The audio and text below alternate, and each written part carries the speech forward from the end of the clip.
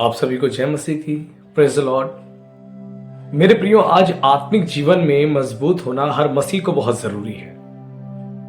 और आज जितने भी मसीह हैं वो आत्मिक जीवन में मजबूत होने के बारे में परिपूर्ण ज्ञान नहीं रखते हैं। उन्हें ऐसा लगता है केवल संडे चर्च में जाने से और 5 मिनट की प्रार्थना कर लेने से और बाइबल के कुछ वचनों को पढ़ लेने से हम आत्मिक जीवन में मजबूत हो जाएंगे। लेकिन ऐसा नहीं है। आत्मिक जीवन में मजबूत होने के लिए आपको आत्मिक बातों को समझना बहुत जरूरी है। और जब तक आप आत्मिक बातों को नहीं समझेंगे, आप आत्मिक रूप से मजबूत नहीं बनेंगे। और आत्मिक रूप से मजबूत बनने के लिए, आत्मिक बातों को समझने के लिए आपको परमेश्वर के साथ समय को बिताना होगा। जब आप प्रार्थना में परमेश्वर के साथ अपने समय को बिताते हैं तो परमेश्वर अपनी उपस्थिति से आपको भरते हैं। परमेश्वर आपको अपना पवित्र आत्मा देते हैं। और जब वो पवित्र आत्मा आपके जीवन में आता है तो वो पवित्र आत्मा आपको परमेश्वर के वचनों के भेद को समझने में सहायता करता है, आपको मदद करता है। और आपके ऊपर वचनों के बहुत सारे प्रकाशन आते हैं। जब वो प्रकाशन आपके ऊपर आते हैं तो वचनों के उन भेदों को आप समझ पाते हो। और आत्मिक दुनिया, जिस दुनिया में आज परमेश्वर चाहता है हम रहें, आज सभी मसीह इस दुनिया से बाहर निकल चुके हैं। इस संसार में रहते हुए हमें स्पिरिचुअल वर्ल्ड में रहना है, आत्मिक दुनिया में रहना है। क्योंकि बाइबल स्पष्ट शब्दों में बताती है, तुम्हारा जो युद्ध है वो मल युद्ध नहीं है। तुम्हारा जो युद्ध है वो आत्मिक सेनाओं से है। और आत्मिक सेनाओं से हमें लड़ने के लिए हमें प्रभु और प्रभु की शक्ति के प्रभाव में बलवंत बनने की आवश्यकता है। आज बहुत से क्रिश्चियंस बाइबल का अध्ययन नहीं करते हैं। अपना समय परमेश्वर के वचन को सीखने में नहीं बिताते हैं। आज बहुत सारे क्रिश्चियंस प्रार्थना में अपने समय को नहीं देते। और संसार में अन्य जितने भी काम हैं उन कामों के लिए उनके पास समय है। उन कामों में वो अपना समय देना चाह रहे हैं। क्यों? क्योंकि उन्हें सक्सेस होना है। कहां सक्सेस होना है? इस संसार में सक्सेस होना है। बाइबल हमें सक्सेस होने के विषय में एक जगह और बताती है, प्रकाशित वाक्य में, जिसमें लिखा है, जो जय पाएगा उसे मैं श्वेत वस्त्र दूंगा, जो जय पाएगा उसे मैं जीवन का मुकुट दूंगा।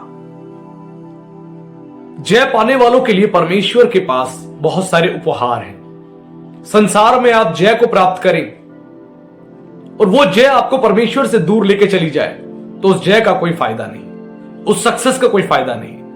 हर मनुष्य सफल होना चाहता है, हर मनुष्य परमेश्वर के साथ चलना चाहता है, हर मनुष्य परमेश्वर की सेवा करना चाहता है। लेकिन क्या वो कर पाता है? नहीं। क्योंकि बाइबल बताती है तुम परमेश्वर और धन दोनों की सेवा नहीं कर सकते। यदि आप सक्सेस होने के लिए अपना 100% समर्पण या डेडिकेशन उस चीज को दे देंगे जो चीज संसार की उपलब्धि है, यह संसार की आशीष है, तो आप परमेश्वर से दूर हो जाएंगे। क्योंकि वचन स्पष्ट कहता है, तुम स्वर्गीय वस्तुओं की ओर ध्यान लगाए रहो, आत्मिक वरदानों की धुन में रहो। लेकिन आज जितने भी मसीह हैं वो इस बात से दूर हो गए। उन्हें अपना बिजनेस अच्छा चाहिए, उनको अपना परिवार अच्छा चाहिए, उनको अपनी नौकरी अच्छी चाहिए, उनको पत्नी अच्छी चाहिए, उनको बच्चे अच्छे चाहिए। लेकिन उनको परमेश्वर नहीं चाहिए, केवल परमेश्वर से आशीष चाहिए। जब तक आप परमेश्वर से केवल आशीष लेने के लिए परमेश्वर के पास बैठेंगे और परमेश्वर के पास आएंगे, आप परमेश्वर से कुछ भी प्राप्त नहीं कर पाएंगे। क्योंकि परमेश्वर जो है उन लोगों से प्रसन्न होते हैं जो धार्मिकता का जीवन जीते हैं। वचन में लिखा है, जो धार्मिकता के भूखे और प्यासे हैं वो तृप्त किए जाएंगे। जब तक आपके अंदर धार्मिकता की भूख और प्यास नहीं होगी, आप तृप्त नहीं होगे। आज जो बंधन आपके जीवन में है, आपको नहीं पता शैतान ने कैसे आपको मोबाइल फोन के द्वारा फंसा रखा है। इस मोबाइल फोन की वजह से शैतान ने सभी पर अपना नियंत्रण ले लिया है। मोबाइल फोन बहुत अच्छी चीज है, लेकिन मोबाइल फोन के द्वारा शैतान ने अपना नियंत्रण सभी के ऊपर ले लिया है। और मोबाइल फोन में वो चीजें उन्हें दिखाता है और उन चीजों में वो लोग समय बिताते हैं जिन चीजों से उनका कोई भी लाभ नहीं, वरन वो संसार में और शैतान के हाथों में चले जाते हैं। पाप से भरी हुई चीजें, अश्लीलता, गंदगी और कुछ भी नहीं।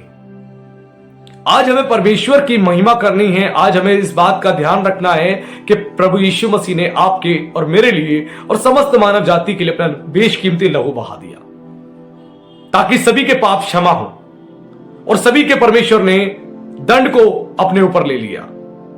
और प्रभु यीशु मसीह ने उस दंड को लेने के बाद आपको और मुझको स्वर्ग के लिए एक निमंत्रण दिया, एक इनविटेशन दिया है।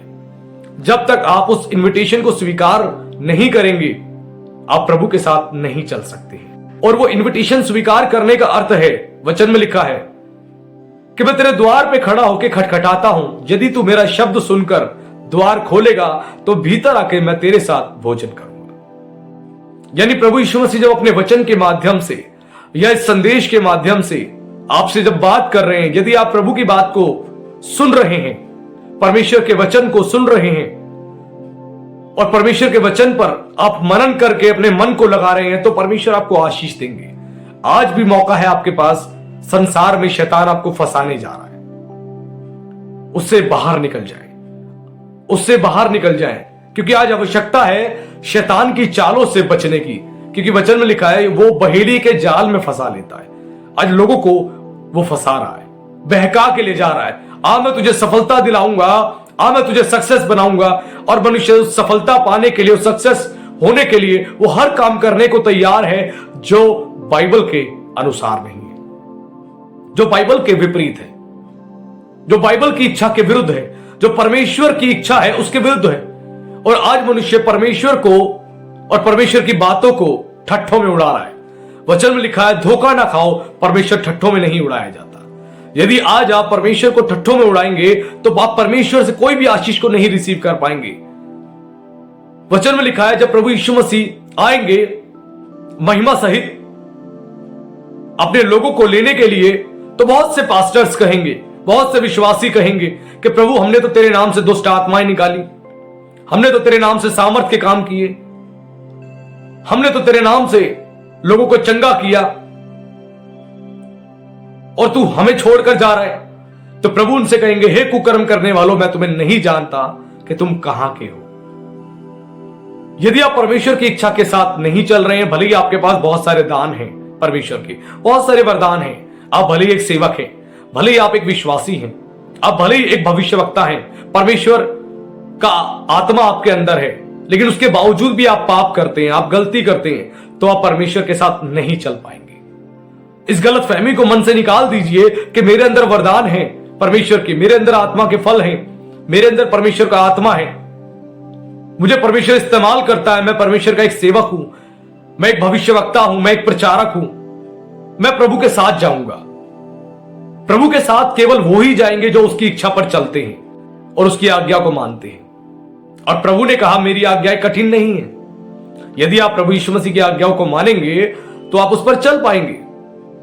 तो यह गलतफहमी मन से निकाल दीजिए कि मैं परमेश्वर के बारे में बहुत कुछ जानता हूं, मेरे पास बहुत सारे वरदान हैं, मैं एक भविष्यवक्ता हूं, मैं एक प्रचारक हूं, मैं एक पास्टर हूं, मैं एक कलीसिया को संभाल रहा हूं, मैं एक कलीसिया को चला रहा हूं, तो मैं स्वर्ग जाऊंगा, मैं एक प्रसिद्ध प्रभु का सेवक हूं, मैं स्वर्ग जाऊंगा।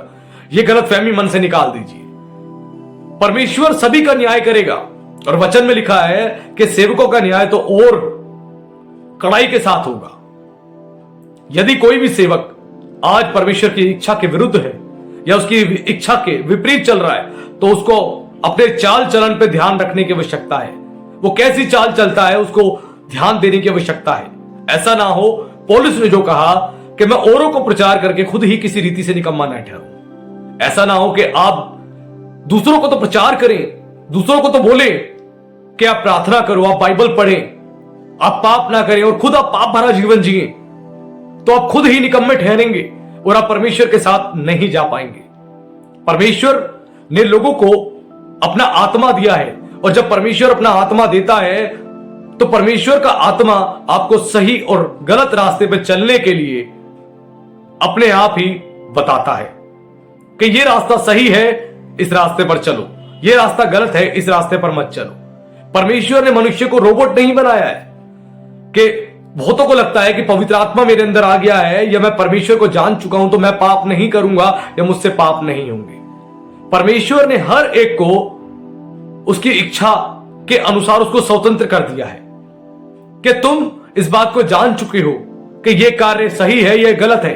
यदि तुम जानने के बावजूद भी गलत करते हो तो तुम परमेश्वर के आत्मा को शोकित करते हो, परमेश्वर की आत्मा को दुखी करते हो। और कोई भी मनुष्य जब ऐसा जीवन जीता है तो वो परमेश्वर के साथ नहीं चल सकता है, वो परमेश्वर के साथ स्वर्ग नहीं जा सकता है। इस बात का ध्यान रखें। परमेश्वर ने रोबोट्स नहीं बनाए कि परमेश्वर उन पर पूरा कंट्रोल ले ले और जैसा परमेश्वर चाहे वैसा ही इंसान करे, ऐसा नहीं है। परमेश्वर ने सभी के अंदर इच्छा शक्ति उत्पन्न करी है और परमेश्वर ने अपने वचन की शिक्षा इस पवित्र शास्त्र को हर एक तक पहुंचा दिया है। और जो इसको जानता है, जिसने इस वचन को पढ़ा है परमेश्वर के, उसके बावजूद भी वो उसके विरुद्ध चल रहा है, वो पाप कर रहा है। और जब मनुष्य पाप करता है तो पवित्र आत्मा को शोकित करता है, प्रभु यीशु मसीह को दुखी करता है। और ऐसा जीवन कभी भी आत्मिक नहीं बन सकता है और कभी भी वो आत्मिक रूप से मजबूत नहीं हो सकता है, क्योंकि स्पष्ट वचन कहता है कि तुम एक से तो प्रेम करोगे और एक से बैर करोगे। कोई भी मनुष्य दो स्वामियों की सेवा नहीं कर सकता। तो आपको इस बात का ध्यान रखना है कि आप संसार में जब रह रहे हो, संसार में रहते हुए आपको परमेश्वर की इच्छा के अनुसार चलना है, परमेश्वर की इच्छा को पूरी करनी, तभी आप परमेश्वर के साथ चल पाओगे और उसके काम को पूरा कर पाओगे और तभी आप प्रभु यीशु मसीह के साथ स्वर्ग जा पाओगे। आज जो आपके आत्मिक जीवन में कमजोरी है, आत्मिक जीवन में जो कमी है, जो बुरी आदतें हैं, वो केवल इस वजह से है कि आपका समय परमेश्वर के साथ नहीं बीतता है और आप पहले से बहुत कम परमेश्वर को समय दे रहे हैं। जितना कम समय आप परमेश्वर को देंगे उतना ही आपका जीवन अपवित्र होता चला जाएगा, उतना ही आप आत्मिक रूप से कमजोर बनते चले जाओगे, क्योंकि आपको आवश्यकता है अधिक से अधिक समय परमेश्वर को देने की। जब आप परमेश्वर को अधिक समय देते हैं तो आत्मिक रूप से मजबूत बनते हैं। आइए मैं आप सभी के लिए प्रार्थना करूंगा कि परमेश्वर इस प्रार्थना के माध्यम से आपको आत्मिक जीवन में बढ़ने में सहायता करे, मदद करे और आपको मजबूत बनाए और आपको परमेश्वर इस्तेमाल करे। आंखें बंद करेंगे, सर को झुकाएंगे और प्रार्थना करेंगे। प्रभु यीशु मसीह, हम आपका विशेष धन्यवाद करते हैं पिता इस सुंदर समय के लिए। परमेश्वर प्रभु यीशु मसीह, प्रार्थना करते हैं बोझ के साथ प्रभु आपके बच्चों के लिए, जो आपके बच्चे परमेश्वर आत्मिक रूप से कमजोर हो चुके हैं। वो केवल प्रभु इसी वजह से कि उन्होंने आपकी इच्छा को टाल दिया है, आपकी आज्ञा को टाल दिया है। संसार में सफल होने के लिए, संसार में सफलता पाने के लिए, संसार में धन कमाने के लिए उन्होंने अपने आप को इतना व्यस्त कर लिया है प्रभु कि उन्होंने परमेश्वर पिता आपकी इच्छा को टाल दिया है। आपकी इच्छा से वो दूर हो गए हैं परमेश्वर। हे प्रभु यीशु मसीह, प्रार्थना करते हैं बोझ के साथ अपने बच्चों को परमेश्वर छुए प्रभु, उनको आशीष दे प्रभु, उनको ब्लेस करे प्रभु, क्योंकि आपका वचन कहता है जो वैद्य है वो बीमारों के लिए है, भले चंगों के लिए नहीं। जो बीमार है प्रभु आत्मिक रूप से उनको आप चंगा करें, क्योंकि आप ही वो डॉक्टर है प्रभु जो अपने बच्चों को आत्मिक रूप से चंगा कर सकते हैं।